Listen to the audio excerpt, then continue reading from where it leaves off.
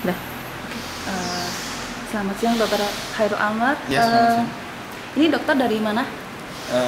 Saya datang dari Jepang ya, dari Japan's Advanced Institute of Science and Technology. Jadi ini sebuah universitas untuk master dan doktor. Terus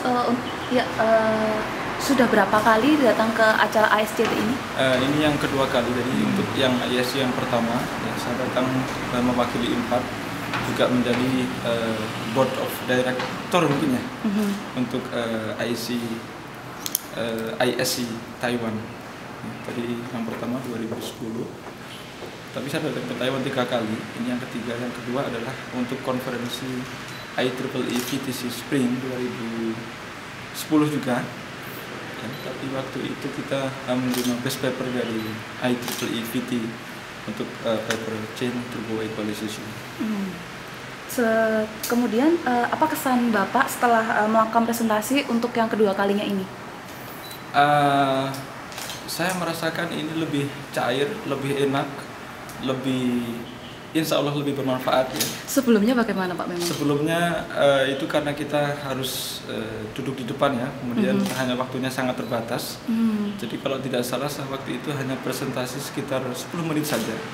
Jadi tidak bisa memberikan kuis seperti hari ini, karena menurut saya kalau ada kuis itu orang akan ingat ya, walaupun dia tidak paham semuanya, tapi dia minimal ingat akan mendapat ilmu ya, dari kuis yang ada di setiap lecture.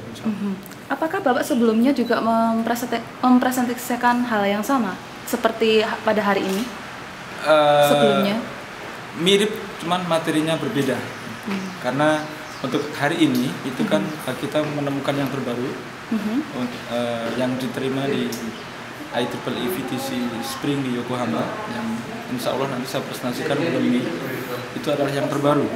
Jadi untuk yang konsep utamanya misalnya untuk error correction coding, yang iterative coding, kemudian cooperative communication, itu pernah saya sampaikan di Portugal ya, waktu saya diundang untuk memberikan tutorial pula.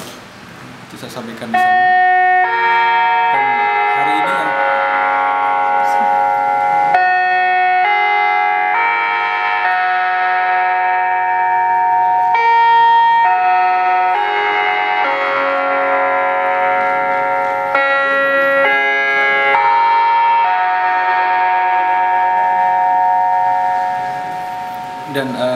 untuk di Portugal ini adalah tutorial IEEE, jadi kita memberikan term untuk scientific tidak masalah, tapi untuk hari ini kita sebisa mungkin membuat orang yang tidak tahu komunikasi menjadi paham, jadi memang agak berbeda.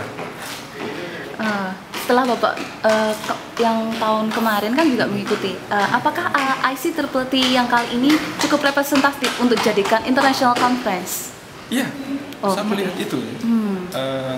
Jadi kita harus menjaga misalnya untuk komunikasi dalam bahasa Inggris. Kemudian kualitas sudah bagus. Nanti mungkin yang menjadi saran saya adalah template ya. Template kalau bisa diperbaiki dan diumumkan lebih lama. Template yang Bapak maksud bagaimana ya? Template yang saya maksud adalah karena ini adalah scientific, jadi kalau bisa template juga ada dalam format latex misalnya. Karena untuk scientific paper ya, format latex lebih reliable daripada Word.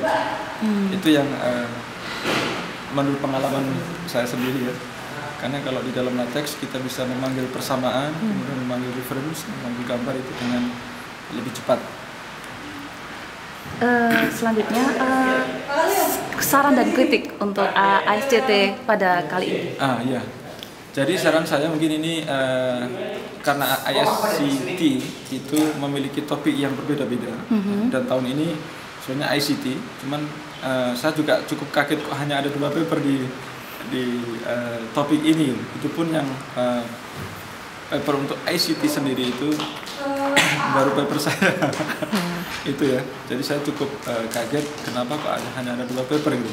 Mungkin untuk kedepannya untuk bidang-bidang yang dijadikan topik ya, itu lebih digencarkan materinya, dan juga yang diundang itu sebenarnya diundang untuk hari ini pas banget. Ya, kita ada mengundang Telkom, ada mengundang dari Kominfo, itu yang paling utama. Jadi dari segi presenter udah sangat bagus, cuman dari paper yang mungkin kita harus perbaiki.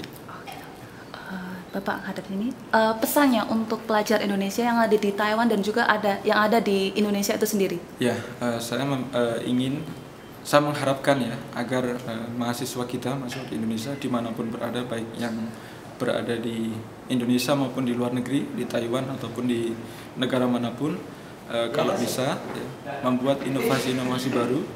Ketika menulis tesis, itu menulis tesis sebaik mungkin ya.